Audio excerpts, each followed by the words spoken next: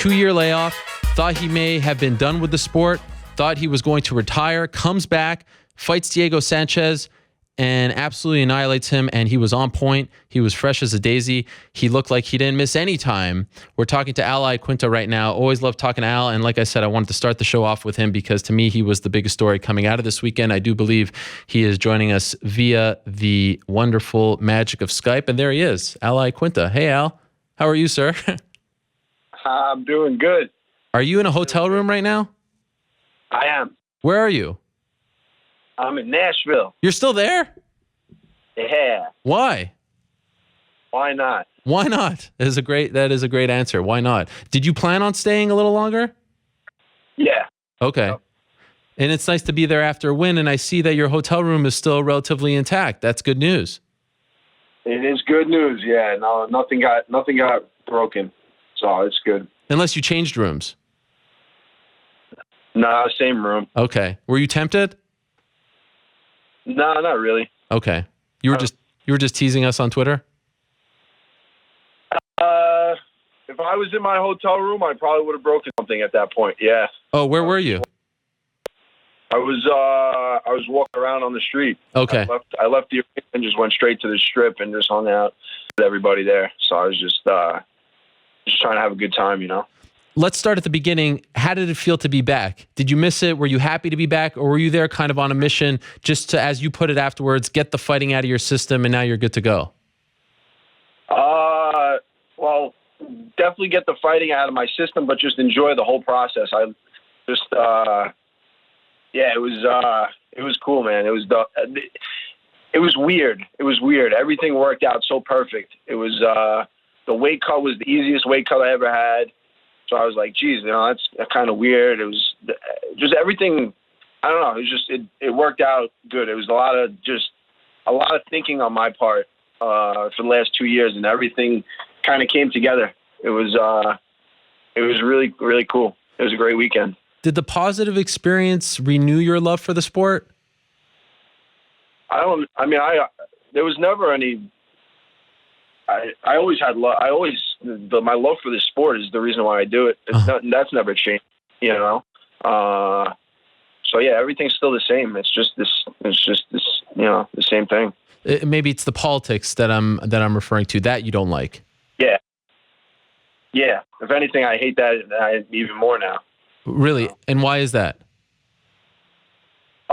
Just because, you know, maybe just not winning the bonuses. I don't know.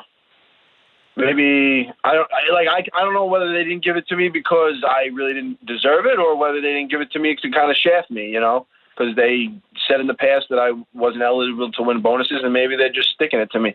You know, the whole bonus thing is just retarded to be. Excuse me. No, it's the whole bonus thing is just ridiculous.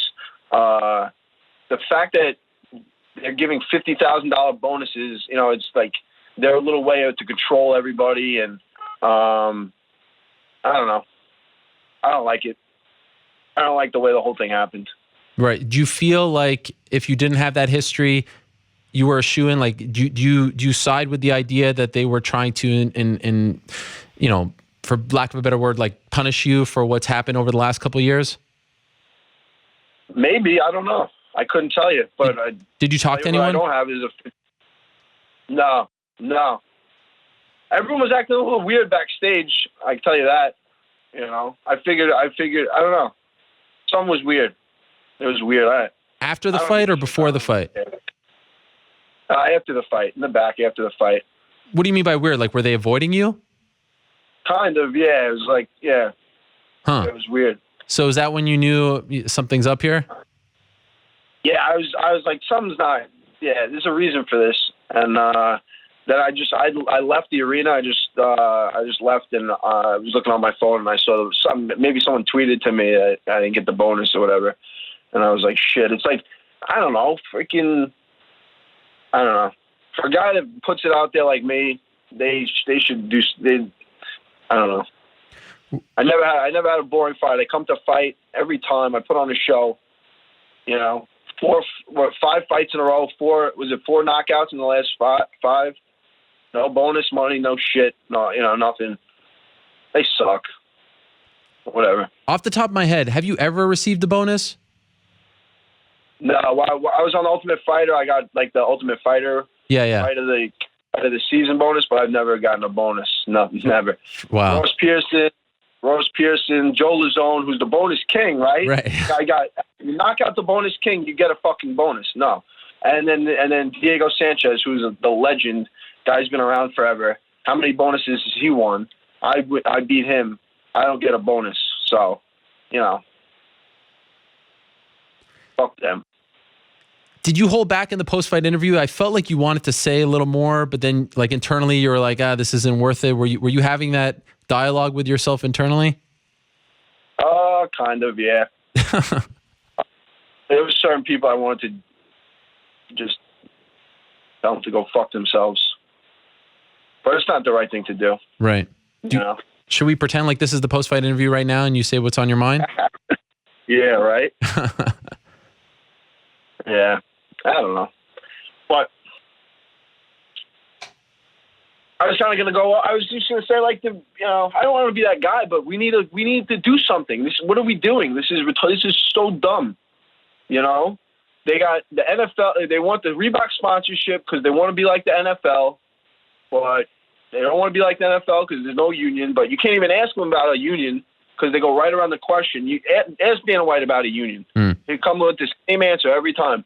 Oh, well, they can't unionize because they're independent contractors. Right around it. Why doesn't he talk about it? Actually, he's doing an interview with Megan O'Leary. Guarantee they don't talk about that.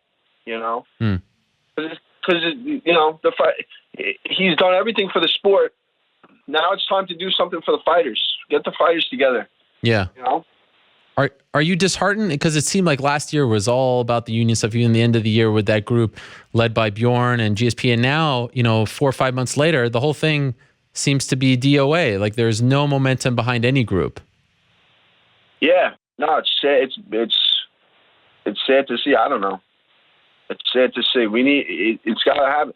How just a $50,000 bonus is just, I don't understand how everyone just thinks that's like normal. $50,000 bonus. A bonus is like a little something extra, $50,000 is like 3 times some guys pay. Yeah. It's not a bonus. That's like life-changing stuff. It looks great, but guess what? A lot of guys, and that's their little way to control you. You got to suck up to the man. You suck up to the man. You get on the mic. You say, you thank Joe Silva. You thank you guys. You guys are the best. Thank you, Dana White. Thank you, Lorenzo. And those are the guys that get the bonuses. Right. So it's their little way, like kiss my ass and give me a little scrap, So, but I don't have to do that anymore. I don't care. I took time out of my life to set myself up to where I don't have to suck up to anybody, and I can do it my way. And if I want to fight again, I'll fight. And if not, I'm not the guy that's, kissing up to the UFC. Oh, help me do it. I want to fight here. I want to fight there. Fuck you. If you want to fight, if I don't want to fight in Madison Square Garden, I don't give a shit. I won't fight. I don't care. I fight because I fight. I don't fight for the UFC. I fight for myself. I fight for my team, my family. The UFC's done nothing. They have nothing for me. They freaking left me high and dry. I had to beg them for freaking knee surgery. They told me, their doctor said I would never fight again. If I had the knee surgery I wanted, I would never fight again. Last night I got in the cage and I 2 nights ago, whatever it was, shove it, told me I would never fight again. If I had the surgery that I wanted to have, I did all the research. I did all day. I would wake up in the morning and I was on the computer all day doing research about knees. I could freaking do a knee surgery myself at this point. And they told me I would never fight, but they wanted to send me out and get stem cell injection, take 6 weeks out of my life, 6 months really. They gave me stem cell. They want to try stem cell injection. I said, it's proven it doesn't work. Why are we doing this? You're wasting my time. Well, we want to give it a shot before we pay $60,000 for a surgery. $60,000 for a surgery is nothing to you. And you're gonna cry. They only want to pay fucking, what was it? $15,000 because a normal surgery at a normal hospital would have cost $15,000. But because I wanted to go to the good hospital of special surgery with the best doctor in the world, I wanted that. they said, oh, it's $60,000, but we're going to pay for the regular. You got to make up the rest. I said, I can't make up the rest. Are you fucking kidding me? How? How am I going to do that? I can't even, I was going to say, listen, pay for the surgery and take it out of my next purse when I fight again. Because I couldn't freaking shell out money for a surgery. Go fuck yourself. And I thought it was really cool that you gave your doctor a shout out on Twitter. It was like the first thing you did, right? From that hospital, SSL? Dr. Piazza from Sports Science Lab in Staten Island. It's crazy how things work out. My father he's so into this stuff, man. It's awesome to see. He's when I started getting into this, he saw a machine called Dynavision, and what it does, it kind of like trains your vision, trains your peripheral vision, and I think it's gonna be big. It's gonna be kind of like how weightlifting was, like strength and conditioning back in the day. No one really did strength and conditioning, you know. And then people started doing it, and they started seeing good results. Vision training is like your eye is a muscle. You can work on this kind of stuff. Seeing shots come from your peripheral vision is is huge. I think that's, you talk about like training your chin. That's not really, you train to see the punch coming, you see it, and you react. And even if you do take the shot, just seeing it a split second before it hits you, it's the one that you don't see that hurts you. Yeah. So my father's all into this. He's actually opening up a place. He's in the process of opening up a place on Long Island that is going to train your vision. And it's so they have a machine at this place in Staten Island. My dad just went to go check it out, and I went with him. And this doctor Dr. Piazza, man. The guy is the energy that he has is awesome. He was just so positive, so motivating. And he just he's a fan of the sport. He likes the sport. His whole team, enjoys watching fighting and stuff. And they knew about me. And he said, listen, man, he said, why don't you just come 3 days a week and we'll help you. We'll work on, like, my knee was shot still, and this guy, this guy really helped me get back in the cage, get back to where I needed to be mentally, physically. I was there for like 4 hours a day. They would have me do physical therapy, strength and conditioning, vision training. They would have me go in the cryo chamber. They'd have me the guy must have spent an insane amount of money trying to help me just because he heard my story and he knows, how it can be tough sometimes. So wow. It was just, I can't thank the guy enough. Wow, that is great. How many fights now do you have left on your deal? Is it 3? I think 2. 2. I think the Masvidal was the first one out of 4. This one was second, and then two more. Do you think if you were done after this, do you think you would feel a little better? You can go talk to other people, see what's the best fit for you. Is that kind of like what your dream scenario would be? What do you mean? Like, let's say this past fight was the last fight on your deal. Would you feel like, oh, okay, at least now I can go out and kind of control my own destiny and see where I am most appreciated, where I feel the most comfortable? Would that be like, if they said to you, look, you're not happy, go find a better deal and we'll talk about it. Would that be the best case scenario for Al Iaquinta at this point? Yeah, that'd be, that'd be great. That's what you would like. If you, Stop around. Right. No, what I would like is to just be financially, like, set to where if I get hurt and I'm out for 2 years, I don't have to worry about, teaching private lessons to pay my mortgage. It's just, maybe like something monthly. Like, is that crazy? Is it like I'm a professional freaking athlete? I just was on TV, Fox Sports 1 co-main event, and $50,000 is what I walk away with. Are you kidding me? Like, what? I don't know. Is that? There's like NFL players that are making real money. Like, I should be buying houses on water, on like nice shit. This is fucking ridiculous. And these guys are making all this. They're making all this money. They're doing nothing. They're sitting there watching me fight. I'm the man. You are not. Dana White, has done a lot for this sport, but he's got one injury from this sport. And for him to say, "Oh, the best part of the best part of UFC Brooklyn was the flight home." You're on a private jet, bro. Shut the fuck up. You're on a private jet.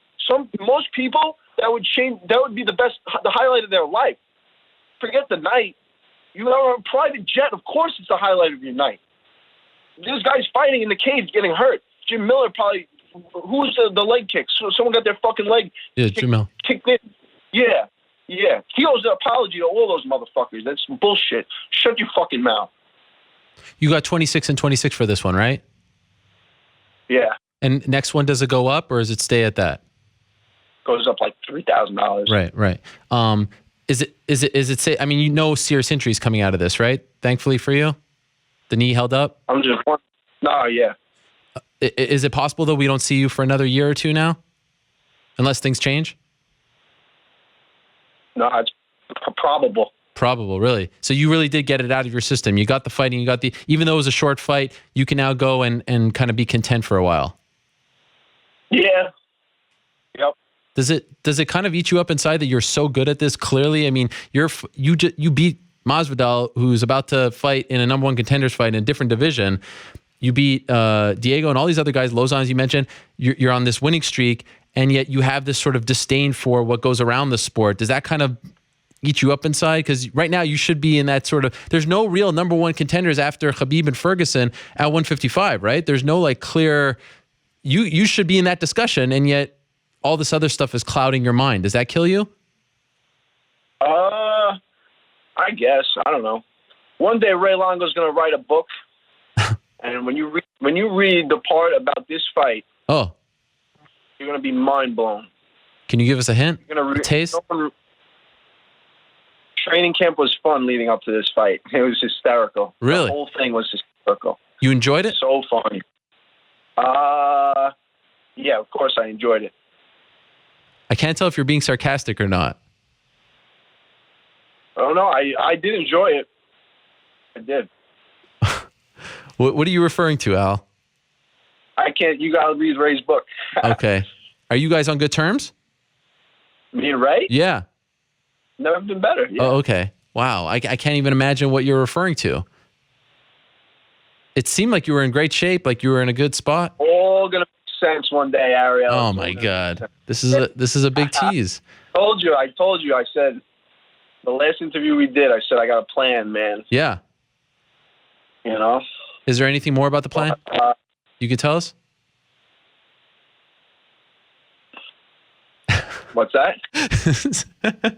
Is there anything more about the plan? Like, where does Al Iaquinta go from here? What's the next step? But that was it. Now I'm just taking it as it comes. I don't even know what I'm doing.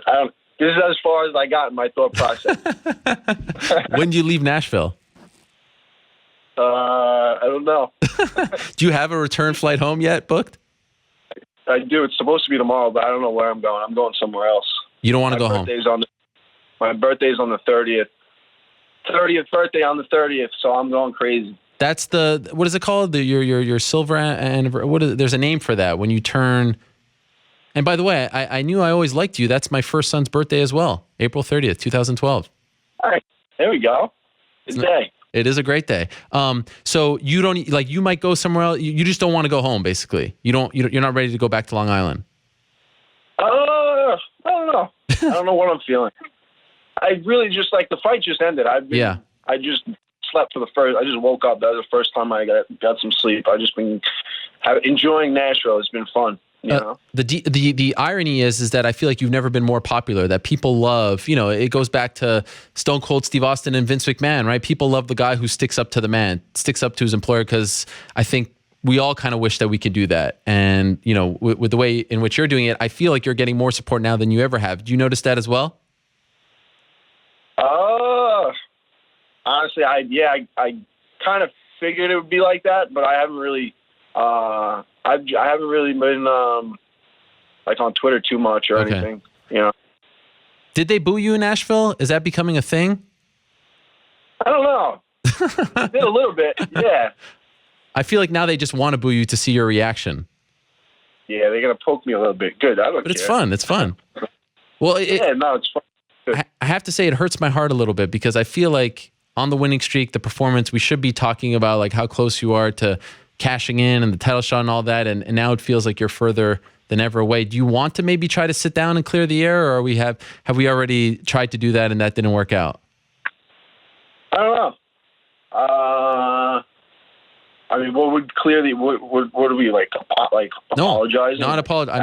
I'm not suggesting that, but usually, historically, I feel like when people sit down face to face with the brass in Vegas, I feel like good things usually happen, and maybe that's what's missing here. Maybe that's the thing that hasn't been done. Face to face, mano a mano, air all the grievances. Let's figure this out once and for all.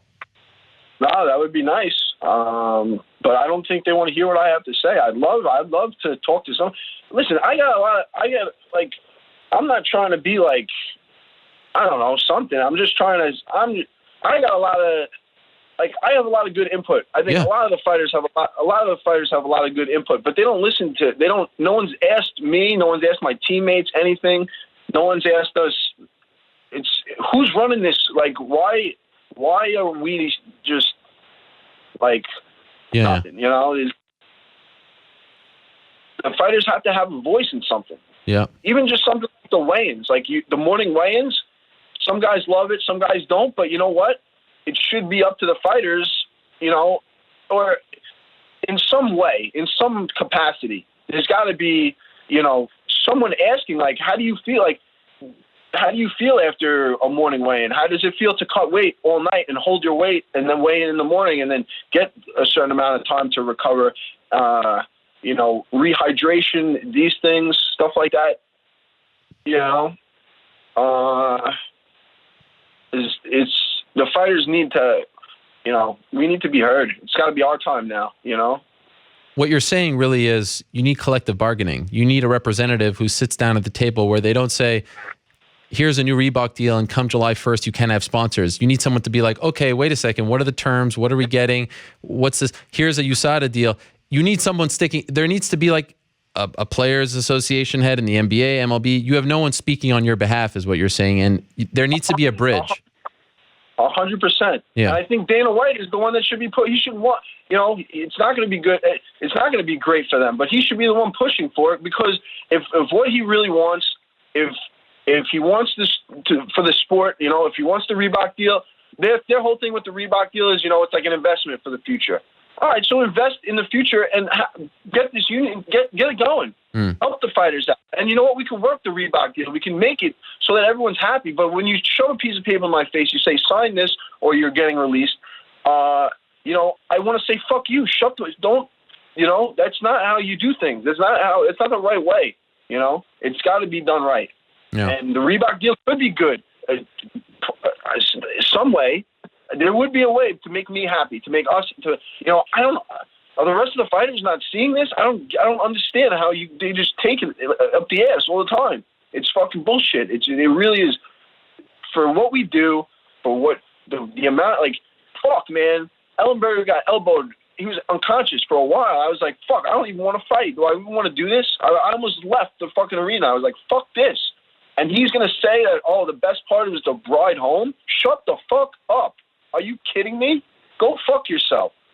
Don't ever talk about a fighter like that. You are not a fighter. You don't do it. You don't know. All those guys. The fucking whatever. Yeah. Last thing for you, Al. Now that you have some time off, will you try to reignite the association talk? I mean, you're clearly very passionate about it. Maybe you can even be a big part of it. Is that something that you're interested in, or do you feel like your colleagues, for lack of a better word, your fellow fighters just aren't seeing what you're seeing? No, I think I would love, I mean, I'm like, I would love to do anything I can to help. Okay. You know, I'm not really like, you know, I can kind of come off like an idiot sometimes and I kind of just speak my mind, but I think, you know, with the right people, it can be big. It's what we need. It's not, and I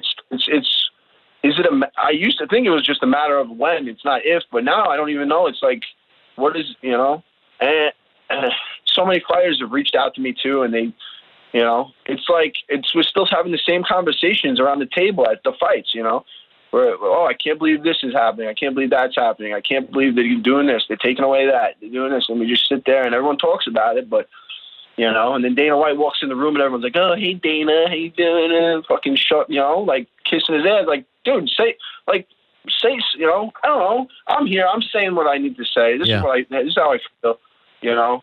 So I don't know. If he wants to reach out to me, and anyone wants to, I'm here. We're open. You know. Well, Yeah. appreciate your candor. Appreciate your honesty, Al. Thank you, as always, for coming on. And most importantly right now, congratulations on the win. Try to enjoy it. Enjoy your last few days in Smashville. I'm enjoying it. Trust me. I'm enjoying it. Okay. It's great. Good. And good luck with your travels. And thanks, as always, for stopping by. Always great to talk to you. If you are looking to Yes. buy, sell, or rent a house anywhere in the United States, Yes. I can help you out. Raging Al Realty at yahoo.com. Serious inquiries only. And is that Ragin or Raging? Ragin, right, Al? Raging, Raging. Got it. There it is. Thank you, Al. We'll talk to you soon. All the best. You got it. Thanks, Ariel. There he is, Al Iaquinta, the one and only. There is only one Al Iaquinta. Great to talk to him and catch up. And hopefully, some way, somehow, we can figure this out and keep the man happy.